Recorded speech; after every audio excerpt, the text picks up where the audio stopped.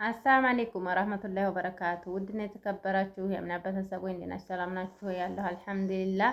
ላይክ፣ ሼር፣ ሰብስክራይብ እያደረጋችሁ አበረታቶች። ሰብስክራይብ ያላረጋችሁ ሰብስክራይብ አድርጉ።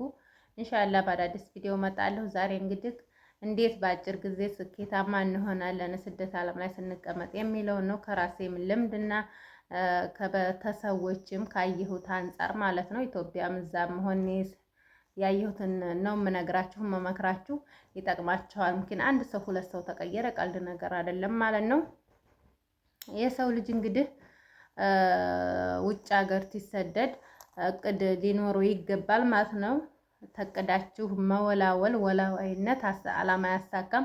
በአላማችሁ ላይ ጠንክር ብላችሁ ተግታችሁ ትትሰሩ አላማችሁ ይሰካል። ቤትም ለመግዛት ሆነ የሆነም ነገር ለማድረግ ስለዚህ ወላዋይ አትሆኑ ማለት ነው።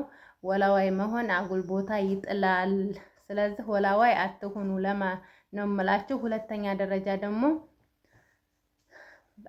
እቅድ ሊኖራችሁ ይገባል። እቅድ መጀመሪያ ወላዋይ ነው ያልኩት፣ ያኔ ይሄንን ነገ ሰራዋለሁ ይሄን ነገ ሰራዋለሁ የሚል መወላወል። ሁለተኛ ደግሞ እቅድ ለቤተሰቦቼ ይሄን ያህል በወር 500 ሪያል ብረዳ እኔ 1000 ሪያል ተሰራው 500ም ተሆነ 1000 ብር ለራሴ ልጅ አሳዳጊ ተሆናችሁ ማለት ነው። ያኔ ምሳሌውን ማለት ነው። ይሄን ያህል ብሰጥ ለቤተሰቦቼ ብላችሁ ለራሳችሁ ያኔ አንድ ወርም በቃ ለካርድ ብቻ አስቀርተው የሚልኩ ልጅ ያሉ እንደዛ አታድርጉ። ለራሳችሁ ያዙ ማለት ነው። እንደዛ ለካርድ ብቻ አስቀርታችሁ የሚልኩ ልጅ እኔ አልደግፍም። ብትመጡ ብትያዙ ምን ላይ ተወድቃላችሁ? ቤቱ ምኑ አላማው ይቅርና ማለት ነው። ስለዚህ ገንዘባችሁን በአግባባችሁ ያዙ። እቅድም አላማም ሊኖራችሁ ይገባል ማለት ነው። ለቤተሰቦቻችሁ የምልኩትን ለልጆቻችሁ ማሳደጊያ የምልኩትን ይሄን ያህል ብልክ በወር ይሄን ያህል ይበቃችኋል የሚለውን ማስቀመጥ አለባችሁ።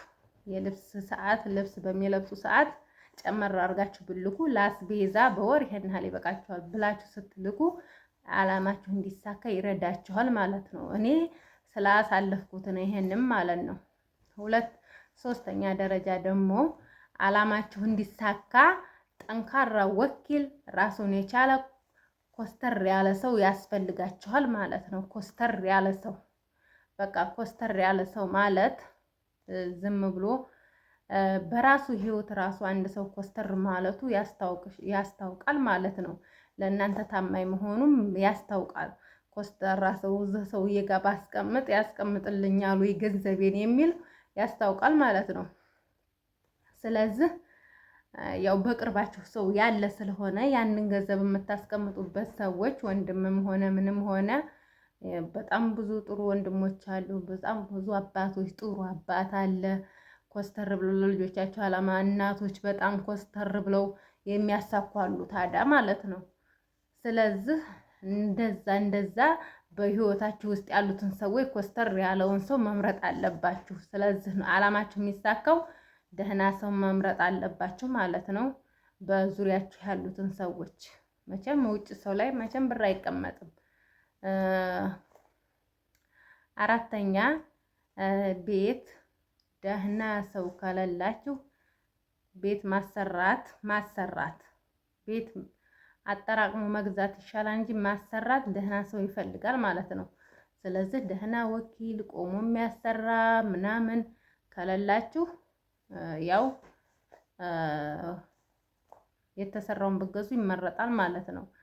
እና ያው አላማችሁን ለማሳካት እቅድ ያስፈልጋል። ወላዋይነት አያስፈልግም። ዛሬ አንዱን ነገር ነገ አንዱን ይሄ ነው በጣም አላማ የሚያምታታው። ምንም ነገር ካሰባችሁ ለቤት ብቻ ሳይሆን የሆነም ነገር እቅድ ካሰባችሁ መወላወል አያስፈልግም። እንደው ለአንድ ሰከንድ ማለት ነው። እና ስኬታማ የሚያደርጋችሁ የሰራችሁትን ፍሬም ሆኖም ማግኘት በቃ የሆነ ጌጥ መግዛት አስባለሁ ካላችሁ በቃ ትኩረታችሁ እዛው ላይ መሆን አለበት። የምትረዱትን እየረዳችሁ ብራችሁን ማጠራቀም አለባችሁ። ቤትም መስራት ተፈለጋችሁ እንደዛው፣ ብር ማጠራቀም ተፈለጋችሁ እንደዛው። ስለዚህ መወላወል ያኔ ያምታታችኋል ማለት ነው። ገንዘብ እንዳትይዙ ያደርጋችኋል። በጣም አላማና ህይወትን የሚበታተነው መወላወል ነው። ቀልባችሁ እዛም ሲወላውል በጣም ነው የሚያምታታችሁ። ስለዚህ በጣም ቁጥብ ሁኑ። ደግሞ መጨረሻ ላይ ልነግራችሁ የሚገባው ዝም ብላችሁ በየሱቁም በየኦንላይንም ምናምን ልብስ የሱዲ ልብስ ብዙ ባትገዙት ደስ ይለኛል ማለት ነው። ያኔ ያለው አለ ግን ዝም ብለን በቃ ሴቶች ያው ልብስ ስናይ አያስችለንም። መግዛት ብራችሁን ኢስራፍ አታድርጉ። የማይለበስ ነገር ላይ ኢስራፍ ባታደርጉ አሪፍ ነው። የሚጠቅማችሁ ላይ ትኩረት አድርጉ። ያው እኔ ብዙ ጊዜ እዛም ስላየሁ ነው። ያው አንድ ጓደኛችን ቤት ኪራይ እንደዚህ ተገዙ፣ እኛም ተፎካክረን ምናምን እንገዛለን። እንደ አይነት ነገር አይጠቅማችሁም። በእርግጥ እኔ እንደዚህ አይነት ውስጥ ብዙም አይስበኝም ነበረ። እናም ጓደኞች እንግዲህ ያው ይሄን ቪዲዮ እንግዲህ ይሄን ይመስላልና አንድና መጨረሻ ነገር እንግዲህ ደግሞ ያው አላማቸውን የሚያሳካ ነገር ምንድን ነው? ያው ስራ አለመቦዘን ነው። ስራ አለመምረጥና ብር አለመምረጥ አላማቸውን ያሳካል። ቤት ኪራይ 2 ወር 3 ወር የምታልፉበትን ስራ ቦታ ብታሳልፉ ወጫችሁን ሸፈናችሁ ማለት ነው። ቤት ኪራይ ደግሞ ስትቀመጡ በላችሁ ገንዘባችሁን ማለት ነው። ያው ሰው ወዶ አይደለም የሚቀመጠው። ኢንሻአላህ አላህ ሱብሃነሁ ወተዓላ እንግዲህ ርዝቃችሁን ያስፋላችሁ። ሁላችንም ባለንበት ርዝቃችንን አላህ ያስፋልን። አላህ ሁላችንም ርዝቃችንን ሰፊ ያድርግልን። በሀገራችን ላይ ደግሞ ሲሆን ደስ ይላል። ሀገራችን ላይ ርዝቃችንን ሰፊ ያድርገው። ረብሻውንም አላህ ያቀዝቅዝልን ኢንሻአላህ። አላህ ሀገራችንን በቃ ሀገር ነው፣ በሀገር ነው ሁሉ ነገር ደስ የሚለው። ስለ ሀገር እንግዲህ ያው ውጭ ያለ ሰው ያውቃል። የሀገርን ናፍቆት የሀገር ሰላም የማይፈልግ ሰው የለም። ኢንሻአላህ ሀገራችንን ሰላም ያድርገው። ሌላ የምለው ነገር የለኝም እና ያው በርቱ፣ ጠንክሩ፣ በአላማችሁ አትዘንጉ፣ የወጣችሁበት አላማ አትርሱ፣ ገንዘባችሁን አታባክኑ ነው የምለው። ያው ወደፊት ስትመጡ እንዳትጨናነቁና ለሁለተኛ ስደት እንዳትዳረጉ ነው ይሄንን የምመክራችሁ።